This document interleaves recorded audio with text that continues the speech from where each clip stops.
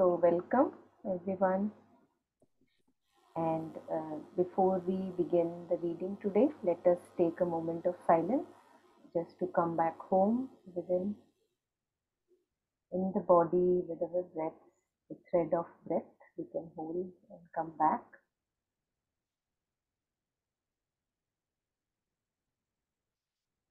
Here in the here and now, and invoking Mother's and Sri Aurobindo's presence, that may our stone-like consciousness slowly transmute and transform after reading and hearing and reflecting upon these words full of consciousness.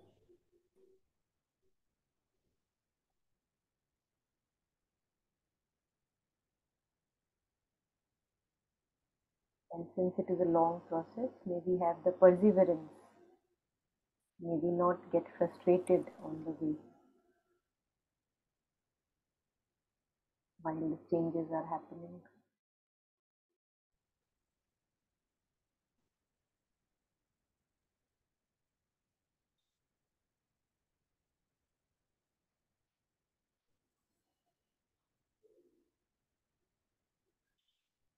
Alright, so today we'll again pick up the threads from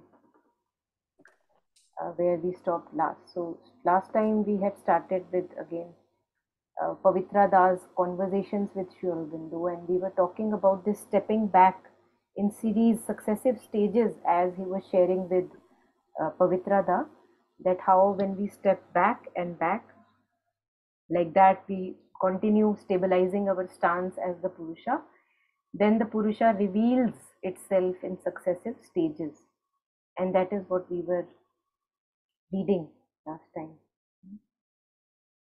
And then we also read how Sri Aurobindo shares that when Lele Maharaj told him how to silence his mind, he gave him 3 days, and Sri Aurobindo says that he asked him to, like, how flies are coming from outside on the food and you reject the flies.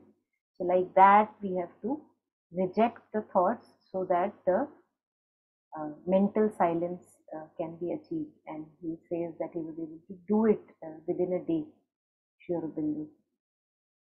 And then he stabilized that state for the rest of the days, and then later on at other place he also shares that he never lost this mental silence throughout his life then.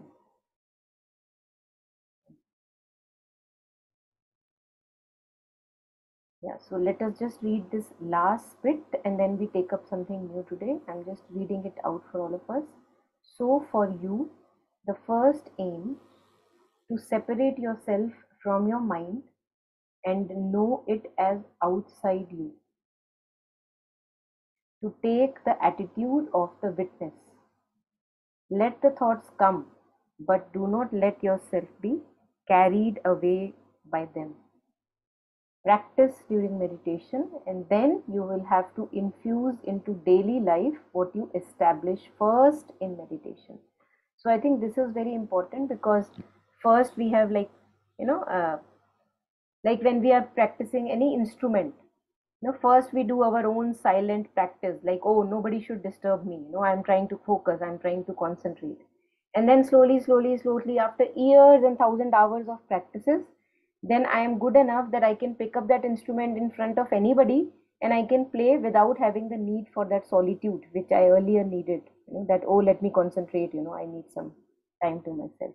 So this is like that the more we are able to stabilize it in our silent times, then that we can kind of carry it through our daily life. This is what he shares. So let us read something else today, and on which we can reflect.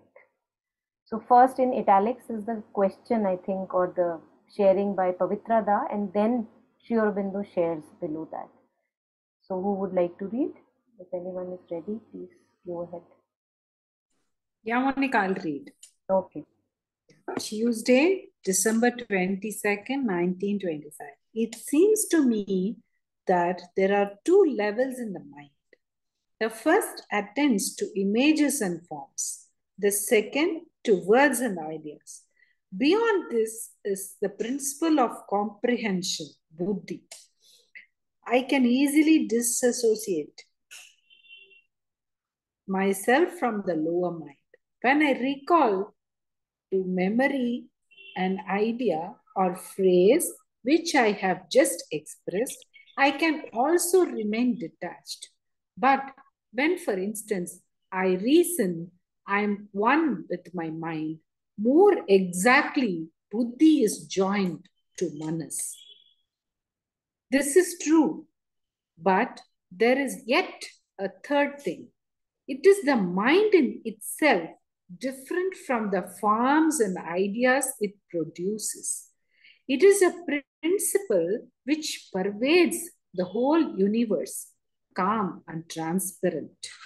Most people, and you also, identify yourself with the mind and its activities. You confuse the mind and its activities. You must succeed in separating yourself from Prakriti and knowing yourself as the Purusha. Monica, I'll read this sentence once more. You must succeed in separating yourself from Prakriti and knowing yourself as the Purusha. That means we have to be a witness. That is what he is trying to say. So I'll continue. Yes, please. Okay.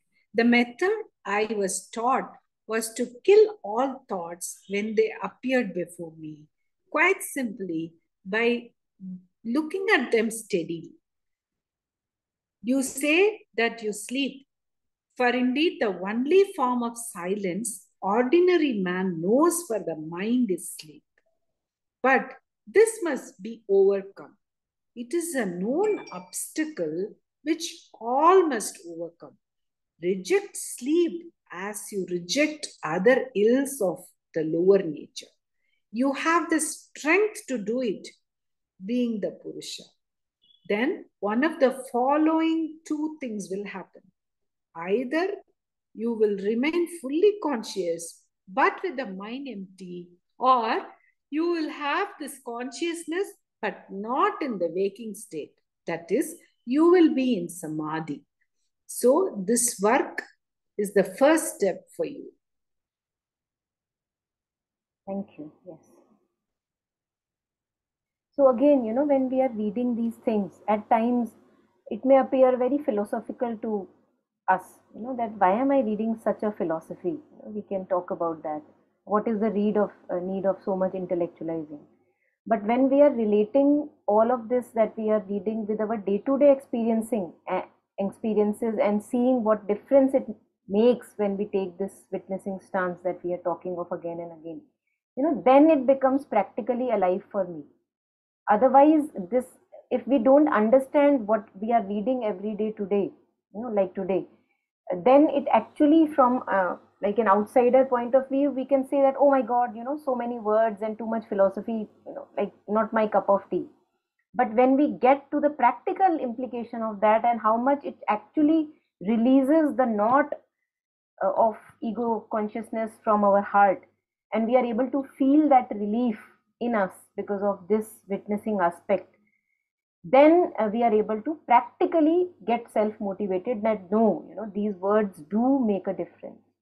So it is for all of us to see practical relevance of these words in our life. Otherwise, actually, they can appear like philosophy because they are words, but they are not just words. They are Sri Aurobindo's words and full of force and a power.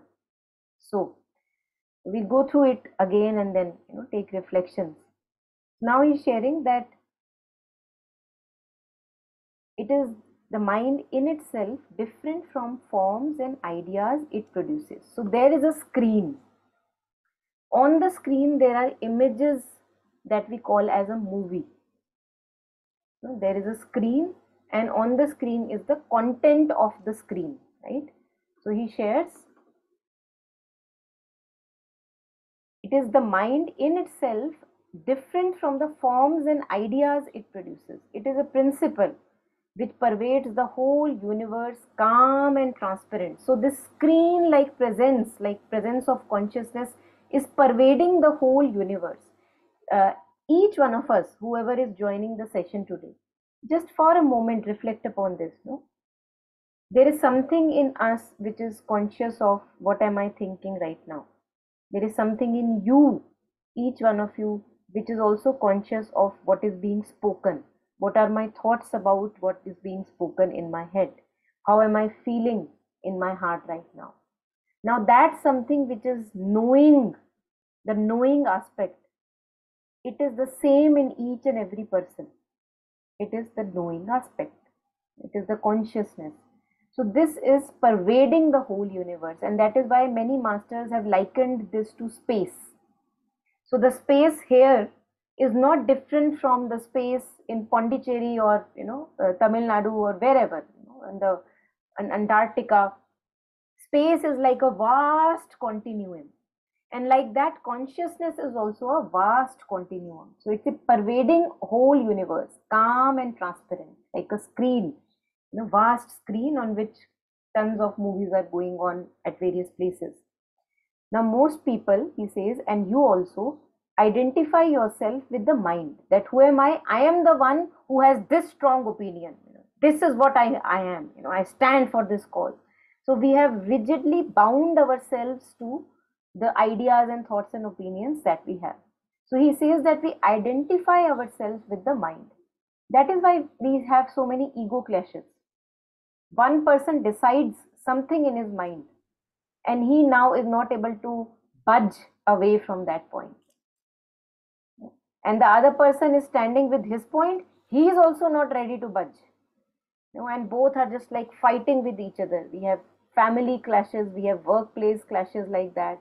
So there is a lack of loosely holding our opinions and beliefs, and we hold them rigidly. We think that if this opinion is rejected, then I am rejected. I am the one who is insulted. So this is our ignorance. So we identify ourselves with the mind and its activities. You confuse the mind and its activities. So I'm confusing that we are the screen all the time, but we are confusing that, oh, I am the appearance on the screen. We confuse it. I am the feeling. I am the mood. And how dare you not recognize, and appreciate my mood or whatever. So all these clashes then appear in our life. So now he says that you must succeed in separating yourself from Prakriti and knowing yourself as the Purusha, which is, as Shardaji was sharing, the witnessing self. I am the witness, and we will see that when I am the witness, then it is not difficult to let go of our rigidly held beliefs. We can say, okay, it doesn't matter, let me change, let me go like this today. Although I go like that every 100 times, I've been going like that. So we can hold things very loosely, and that really helps, because it avoids a lot of clashes that we have in our day-to-day life, either family or workplace. Yes, Charuji? Yeah, Monica, can you give a practical example for this? For what? But just now we read, no, being witnessing. Yes. So many practical examples. One example which comes to me from, again, my own experience is that when I was finishing my PhD, the year was 2009. By the end of my PhD, I had written my thesis, and I had decided that no, this is not my cup of tea. I don't want to be a scientist. I want to go into some alternative field where there are holistic solutions to problems like diseases or illnesses. I want to explore that. I knew what I wanted to do.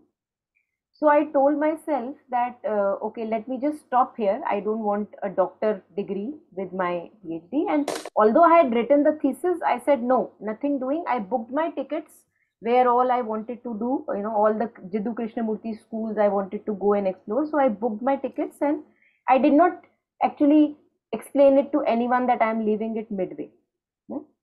Now, those times I was reading a lot of Ramana Maharishi.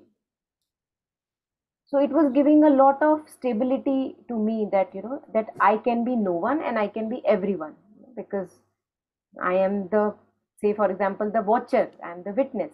So I either I can go this way or that way, but there was a inner calling which was calling me towards, say, Krishnamurti, a school, alternative school.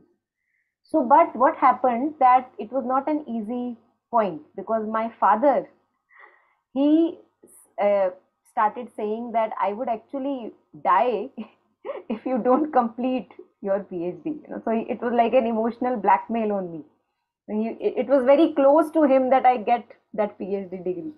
So from India, he on phone he started to say that I may get an heart attack, and you be prepared for that. Now this was a very difficult situation. So although I knew what is my heart's calling, and yet of course I don't want this to be reason of my father's death, for example. It's a difficult, challenging situation. You're kind of, there is a tension that is pulling you. So I told myself that, oh, since I am the witness, I can, since I am no one, I can be anyone. I told myself this, that I can be anyone. Why do I have to be rigid? So what I did was, in spite of the fact that I did not want to do the further 1 month of whatever, the interview, the viva, and you get the degree, the PhD degree. In spite of the fact that I did not want to do that, I said, okay, let me do it nicely and finish it off for the sake of whatever, everybody would have peace. And I did it. And it was a good time. I did not suffer while doing it, because I told myself that I am no one. So I can be anyone. For this time, I can play this role. So this, I felt that this was the strength that I got to complete the task. And then actually I had postponed my tickets earlier. I did what I wanted to do. Ultimately, I followed my path.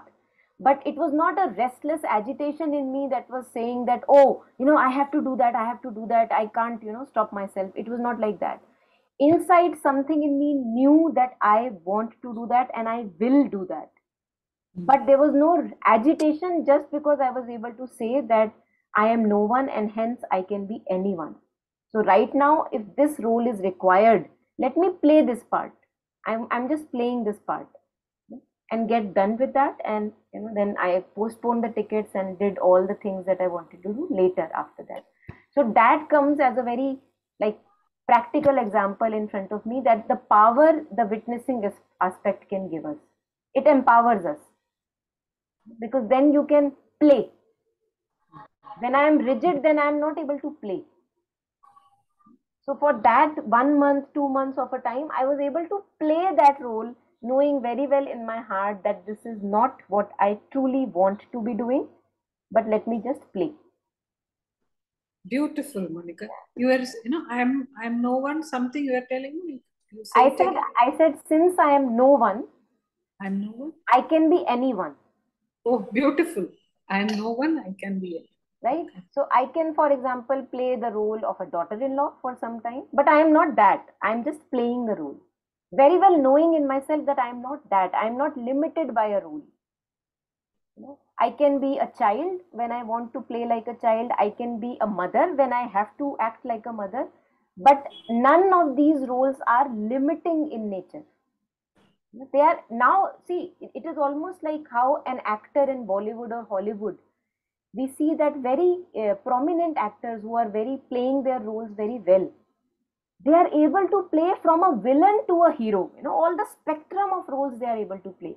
Why? Because they very well know that I am the actor and I can do anything that I like. I can play a villain. A villain playing a villain will not, char my image of being an actor.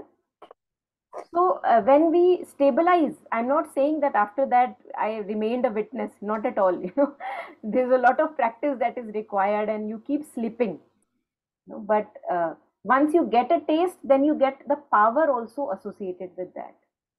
So then these words are not mere words; they become a living force in us, and we can make use of them whenever things are constricting in our families or workplace, and something is pulling you from here and something from there, and for the sake of clarity and harmony, you say, okay, let me just do this. We do that since we are living in families. We are not living in ashrams where nobody has any, we are individual sadhaks. That's not our case. So we are living in families. And there, from time to time, there comes a state that we are so much in a tension, pulled from here, pulled from there. This person wants that, that person wants this. And there would be one party will have to yield, right? One party will have to give in. But another person may be hell bent on his ego that no, I am not giving in, I am not giving in. Now, this will cause to the pain to all the parties involved. So I yield. My father was not able to yield. So I said, okay, let me give in. I can. So let me do that. And it was easy. I don't regret. In fact, that has helped me a lot, because people get so enamored by a doctor title. So when there is a title in front of you, people get enchanted. Okay, let's get enchanted. So how does it matter? So Beautiful, like that. Pavitra. Yeah. Really resonates, Yes, Deepa. especially in the So, family. Malika, I have a question. So when we say about I am no one, but I can be anyone, is this meant to be for a transitory phase when you're kind of changing roles, or is this an attitude to keep for life? I think good question. It's like a tool that we have. And I think it can be actually kept for life. Life in the sense we don't know, of course, life we mean that we don't know what is going to transpire in the next moment. Life is unpredictable. We don't know when we may require this tool. Since we are living in connections with lots of people around us, as I said, we are not ascetics or hermits living all by ourselves. We have to get involved with many many things, either at workplace or in family. And from time to time, since we are all imperfect individuals, from time to time there are places where one person has to yield, one person has to give in. So when you see that the other person will not, and so many lives are involved, so why to create more tension by pulling those threads like in opposite directions? So you say, okay, let me give in for some time. I'll just play this role. I'll do it nicely as can. But as I said, inwardly, I knew that I will do what I want to do. My clarity had not gone. I was very clear about what I wanted to do. At least I was very, very clear about what I did not want to do. I did not want to pursue the scientific research anymore. Like, no, no, no, no. It was very, very clear no. There is no chance, right? And I knew that, oh, this is the direction I wanted to explore. So when there is this inner call, when we have, then it's not an agitated call like, oh, I have to do it right away. No, it's not an agitated call. You know that if not today, I know that in 1 month, in 2 months, I will be able to do it because this is what I want to do. So this is a tool which we can keep forever, and we may actually not use it. It may get rusted being in our pocket, but we may keep on using it. How does it matter? Whatever benefits us from time to Yeah, time. thank you. Yeah. So it's a very potent statement, I feel like, because when you say take the first half, you say I am no one, it is very humbling. And when you say I can be anyone, it is so big, it's so encompassing. Um, and yet sometimes I wonder if you have a goal in life, if you think, okay, I want to be, I want to be on the spiritual line, or I want to teach people all these values and, bring more awareness in people, then you have a goal. Then can you say that again, that I am no one and I can be anyone? Of course, When I you think have a again, certain objective? very good, very, very beautiful, and very important. See, what happens is that we are very sticky people. And from time to time, our sense of self begins to become dependent on the role I am playing. Like if I am not a teacher, then I begin to have identity crisis. Who am I? Who do people know me as? So it is very good that actually even your heart's calling, the role that you may be playing for others, it does not matter at the end of the day whether you are able to play that role or not, because what matters truly for each one of us is our inner intimate connection with the divine. Apart from that, everything is secondary, everything. So if I am a teacher, because oh see, I am the teacher, I am the spiritual teacher, I wanted to be a teacher, or then what happens, even in that can happen that our identity gets stuck with that role. So it's very good from time to time to remind ourselves the first half of the statement, that I am no one. And yes, I can be anyone. And for the time being, I am playing this part. Why? Because, say, for example, your natural inclinations compel you to play that part. Because for an artist, his natural inclinations are art, for example, right? So he would be compelled to play that part because of his natural talents and abilities. Right? We all of us have natural areas of goodness, right? And for that part of time we play that, but our identity is not stuck there. It's not that if I'm not speaking or being a teacher, then I begin to have identity crisis, that now what will people know me as, who am I? That is not required at all. I am no one. So that keeps us very humbled on the ground also, and not wanting anything from any role that you are playing. Yeah, thank you for that explanation. And I think it's so nice to shed our ego, the immense ego buildup that we do through so many roles of life that we play, and just to remind us that it's about everybody. It's about everything that is there on the world, Hmm. and the world doesn't revolve around you. So Exactly. I'll keep this in mind. Yeah. Yeah, yeah. Thank you for the question. The second half also, I think, very revelatory.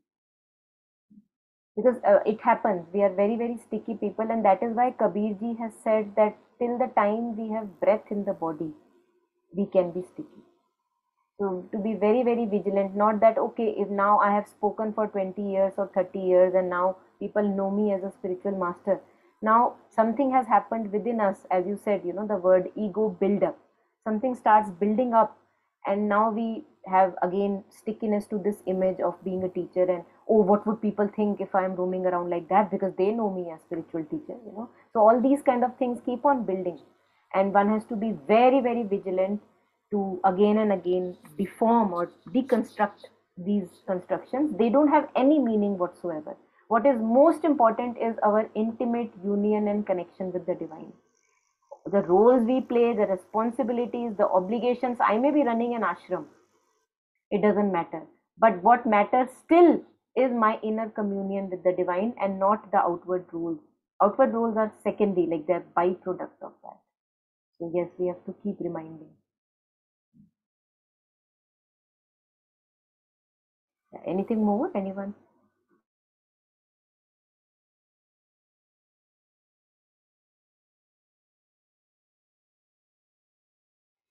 Now, coming to the witnessing aspect, and coming to the fact that we are surrounded by lots of thoughts all the time, you will see that when we are in a relatively easy state, in the sense that we are not desiring too much, I'm not wanting anything from this person, that person, or those situations in my life, it is relatively easy to keep the mind on breath.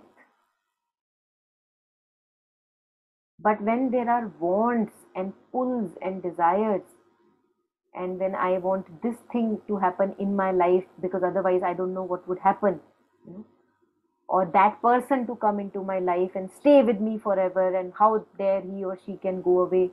When too many pulls and demands and desires are there, then the mind space becomes very, very crowded. Very crowded. Everything is pulling us from everywhere. So there is again a Kabir couplet where he says, चाह गई चिंता मिटी मनवा बेपरवाह जिनको कछु नहीं चाहिए वो शाहन के Shah. So he says, when my mind is free of desires, then my mind is also free of worries, because with worries are connected desires. Because what is the worry? What if I do not get what I am desiring for? That's the worry. So with desires come worries. So he says, my desires have gone. Along with that, my worries have also gone. Chaha gayi, chinta miti. Manwa beparwa. Now my mind is really relaxed. It is at peace. It does not have any trouble on it. It's like a burden, itself, like a burden. There is no burden on my head. Then he says in the second life, जिनको कछु नहीं चाहिए, those people who do not want anything, no fame, no name, no respect, no approval, nothing that this friendship should stay forever with me, otherwise I don't know what will happen to me. That person, oh, how much happiness he brings to me, let him glued to me all the time. When all these wants and wants and wants are not there, he says, then जिनको कछु नहीं चाहिए, वो Shahn के Shah. That person truly lives like a king, a witness and a king. There is a line in Savitri, a witness and a king. A person who has come to the point, who has realized through his life experiences that this is really, actually, the word is bullshit, running about all these people and situations and life experiences as if like grasping at them. This will give me something, happiness, happiness. And they still don't give us. They make our life hell, because the running after them makes our life hell. So you are wanting happiness, but the running has made your life into a hell. So जिनको कछु नहीं चाहिए, वो Shahn के Shah. Then it is relatively easy when we come to a witness state by getting all the blows and experiences from our life. It is very relatively easy, not that easy because it's a difficult, arduous process, to then stabilize ourselves as the witness and to let go. Let go. Anything that is constricting your heart, that you wanted that, but that is not coming to you, let go. Immediately you will feel a relief in your heart.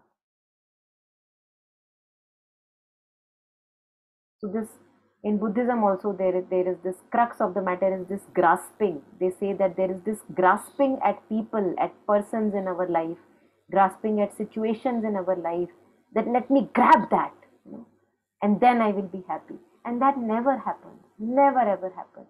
The more grasping we become, the more our life becomes miserable. That's what Buddha said. Attachment is the root cause of suffering. This clinging. And Mother says that if you have to cling, cling to the divine. That's what we have to do. And cling to the divine actually, in other words, can mean cling to nothing. Because you can't grasp the divine.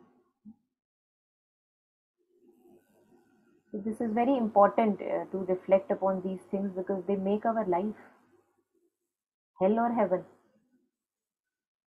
And if you connect with people, so many complications in family lives because of this stupidity called ego, and because of this grasping. People just want, crave, and lives become hell, really.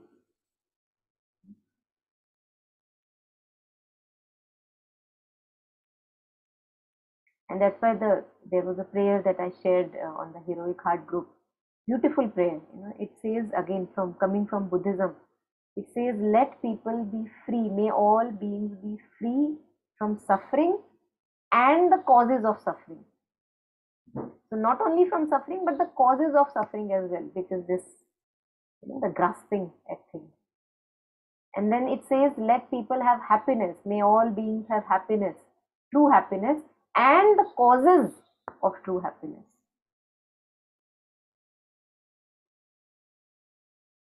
So when we say this prayer in our heart, something softens and opens. Means all of us are suffering at one or other point in our life. Yeah, so I got carried away. Anything more here, anyone?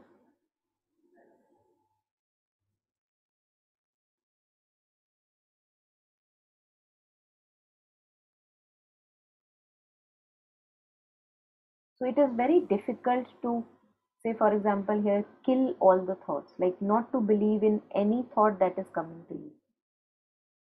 All the stories of my life and my friend's life, and what do I want from my friend and from my child, all these things, when they come to us, when you don't want anything, As you were saying in the Kabir couplet, when we don't want anything, then it is relatively easier to take the witness stance and to kill all the thoughts. This is what Sri Aurobindo is saying here. The method I was taught was to kill all the thoughts. For us, it is not easy because we have so many wants and expectations and desires. We have not yet, in our ignorance, understood that these wantings are not leading us anywhere. They are making our life miserable. So, when one is able to understand even mentally that idea that these are not leading me anywhere, so let me kill them. So method I was taught was to kill all the thoughts when they appeared before me, quite simply by looking at them steadily. So there is a steady witness stance, tha tha tha, like just rejecting. Yeah, and then he continues, you say that you sleep, for indeed the only form of silence ordinary man knows for the mind is sleep. But this must be overcome.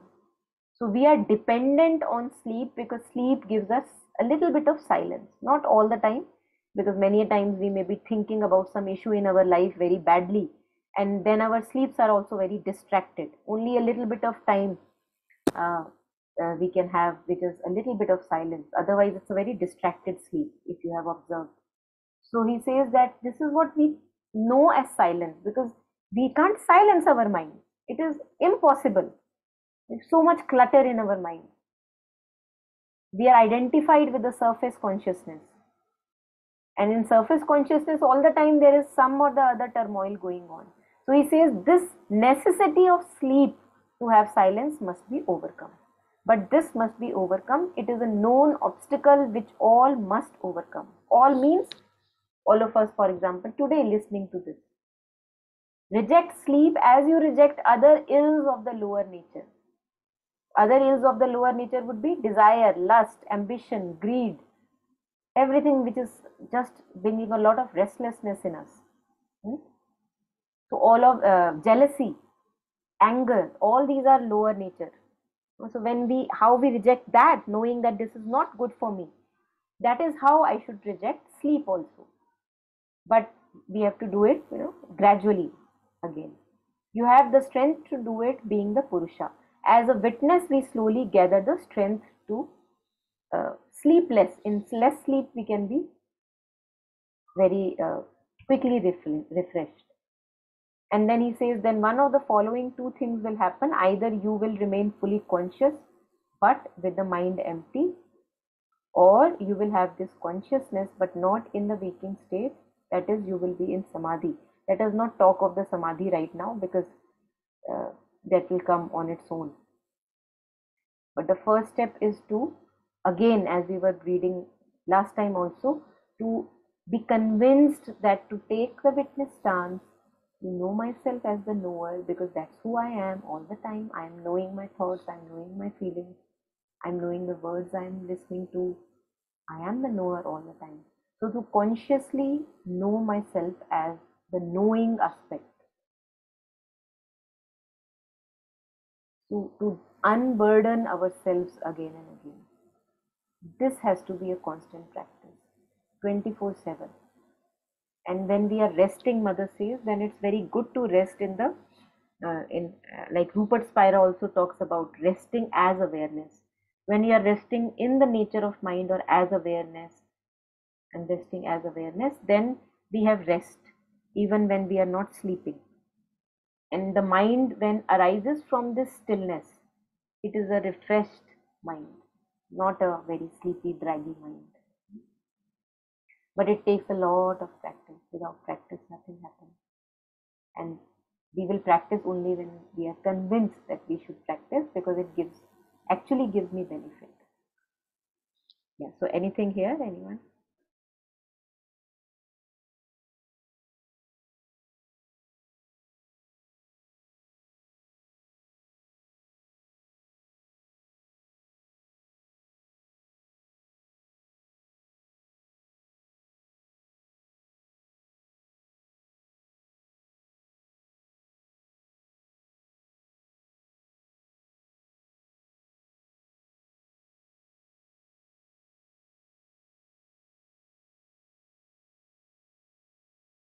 Hmm.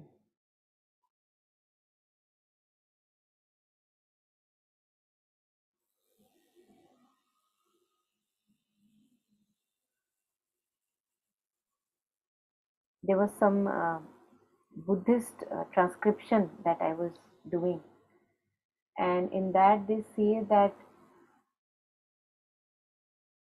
we have a lot of ignorance, and because of ignorance we have grasping at self. We try to grasp at things as if there is something substantial in them, and I will, once I grasp it, then I will have happiness. And they say that the antidote to this grasping, because this grasping brings us a lot of misery.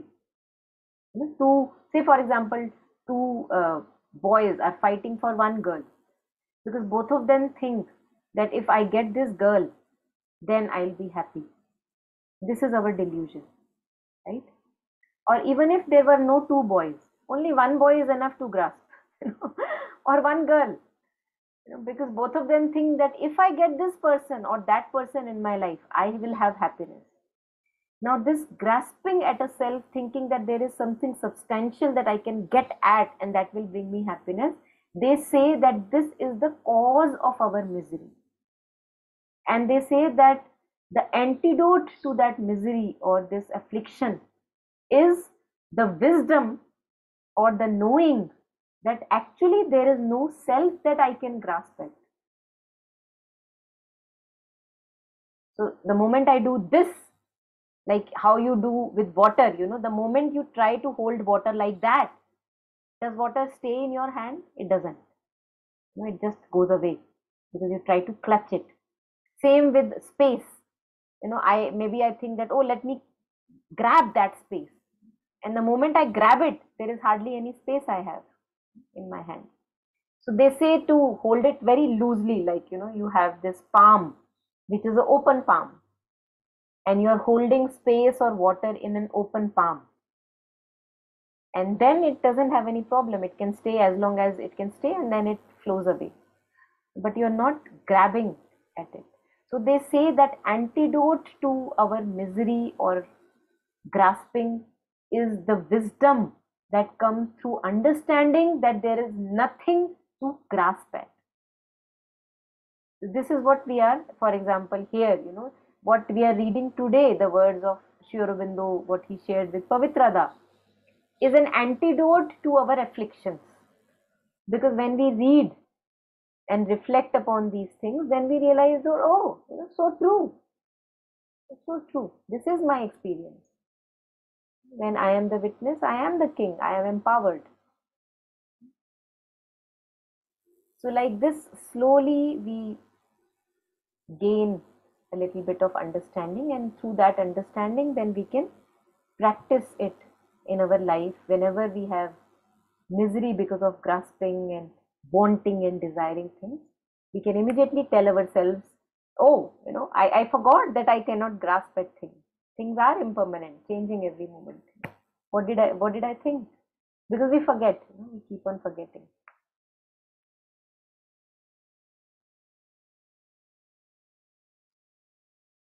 Yeah. So this is the first step for us. I hope we remember. So let's take a little bit more. This page is short. We can take it. Friday, December 25, 1925. Anybody would like to read? Yes.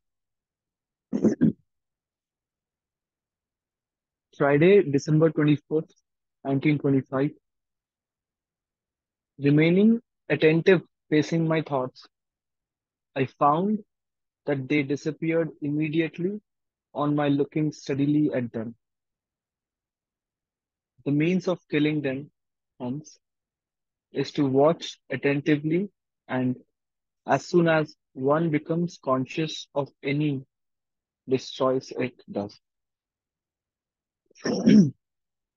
This succeeds quite well in the region of words, but less in that of images.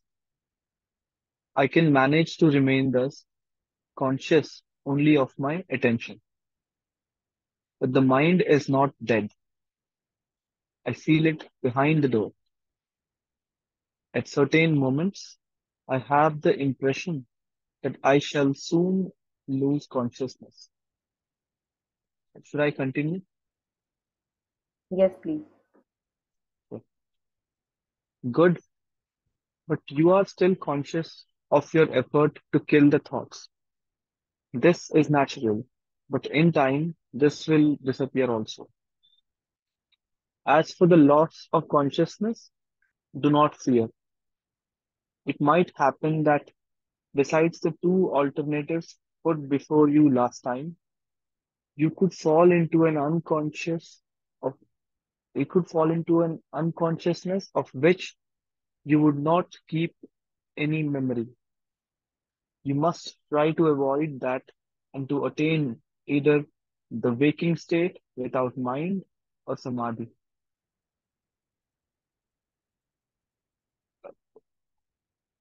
Is reading harmful? Hmm. I do not need it much, and sometimes mental work is painful to me. You must not make any mental rules.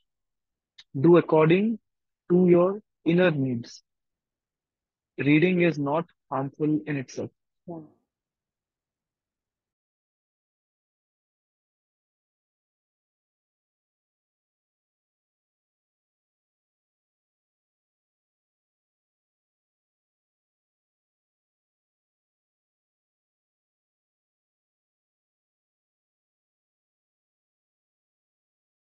Yeah, so again, I think when we are witnessing, there are words that we are witnessing or thoughts, and then there are images. And we must have seen that when we are, even for a few minutes, when we sit and look at our mind, or if we are looking at our mind throughout the day, whenever we see that at times we have images that come up, and at times mostly they are thoughts like words. So that's what he's sharing, that I am able to look at the thoughts and at times also, do reject. And then there are images. But then, since we are so used to grasping, he says that I have the impression that I shall soon lose consciousness. Why? Because see, I feel that we are always very sticky. So I like, if I have a hand like this and I've always been holding something in my hand since I was a child, I'm not used to have this hand like that free. So it is always like this, like as if I have to hold on to something, only then I can be. So when we are living like that for a long time, always identified, for example, with the mind and thoughts and opinions and ideas, then it is very difficult to just stay like open hand. And we think that this consciousness is, I am holding that consciousness, that's why it is there. And if I become too relaxed, even the consciousness I may lose. This can happen, and happens actually with many of us, because we are just too much in the surface consciousness. So, but then of course, Sri Aurobindo says that as for the loss of consciousness, do not fear. It might happen that besides the two alternatives put before you last time, you could fall into an unconsciousness of which you would not keep any memory. You must try to avoid that and to attain either the waking state without mind or samadhi. So what happens is that many a times when we are witnessing, and this is something new to us, it happens that we enter in a sinking mind. In Buddhism they call it sinking mind. So the mind sinks, and it's like we then lose memory of what just happened, because it becomes just too relaxed. And it also at times it may tell that maybe I needed some sleep, and maybe did not sleep enough, or maybe that relaxation was needed. So Jetsunma Tenzing Palmo, she shares that it's okay, like a withdrawn state. Yeah. So it can happen, and she shares that just notice it and it's okay. It is just one of those happenings which can happen, and there is nothing to be frustrated about. That, oh, why did this happen? Did I do meditation nicely or not meditation nicely? So she says that if you go into this sinking mind, which is actually to be avoided later on, but in the beginning, if this is happening with us, which happens of course many times, it is okay, and just dust off your pants and rise up again, and next time, do a little alert, be a little alert. So there, and she says that when a meditation has been nice, when you have sat nicely and really something nice has happened, like the witnessing stance or being present as awareness, then she says that we will be more fresh when we come out of meditation. Fresh and clear and bright. This is what she says. So, this is for us to check that am I feeling maybe rather more sleepy, because then it would be better to get sleep. Because if I am feeling sleepy in meditation, then maybe I need more sleep. So sleep, and then when you have slept enough, then maybe sit in attention for say 10 minutes or 5 minutes. That's much better than rather torturing ourselves and in lack of sleep trying to do meditation, because that may not work, especially in the beginning. So all these are parts and parcel of all the processes, and we are still the witness. The highs and lows and the ups and downs, the good experience and the bad experience, they are part of life. We may get a high when the high experience happens, but we are still looking at the high experience. We are the looker, we are the knowing of the high experience. We are the knowing of the low experience. There is still the knowing all the time.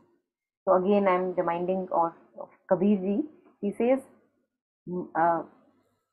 मन के बहुतक रंग है, छिन छिन बदले सोए, एक रंग में जो रहे ऐसा विरला कोई. So he says the mind has many colors, innumerable number of colors mind has, and every moment it's changing colors. It's like changing every moment. There's a different mind. मन के बहुतक रंग है, छिन छिन बदले सोए, एक रंग में जो रहे. Now this rang, one color, he says the one who stays in one color all the time, that one is a rare person, because that is the color of witnessing. That is staying as a witness, and we all know that how difficult it is to stabilize ourselves as the witness, because we keep slipping into those highs and lows and other colors, and want that color again because, oh, that time it gave me happiness, let me have that color again. And so we forget that we are the witness.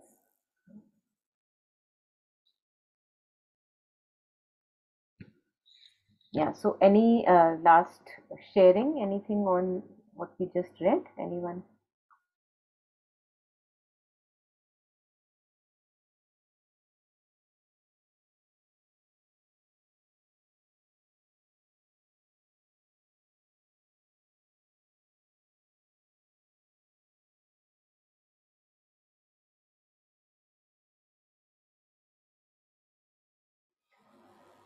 Okay, so if not anything, let us pray for a moment in silence, and let us also let go whatever is constricting our hearts. If there is anything that we are worried about, may happen, may not happen, should happen, should not happen, did not happen, why did it happen? All the worries, all the anxieties, we can let go. Life is taking care of itself by itself.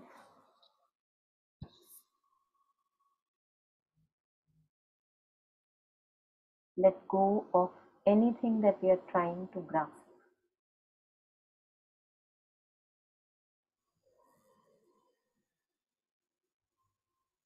Very happy to be no one, and then we can be anyone required at any moment of time. And may all beings, as we shared earlier, have happiness and the causes of happiness, and may they all, including myself, may we all be free of suffering and the causes of suffering.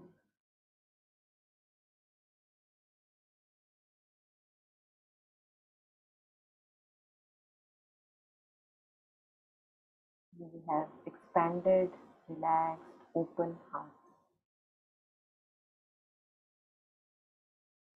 not wanting to clutch on anything. and enjoying everything as it comes and as it goes, letting it go.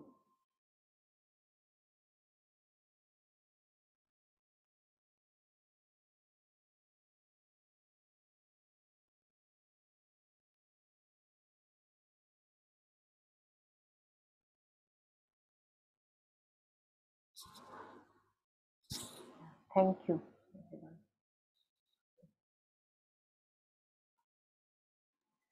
Thank you, Monica. Thank you. Bye-bye. Thank you. Thank you all.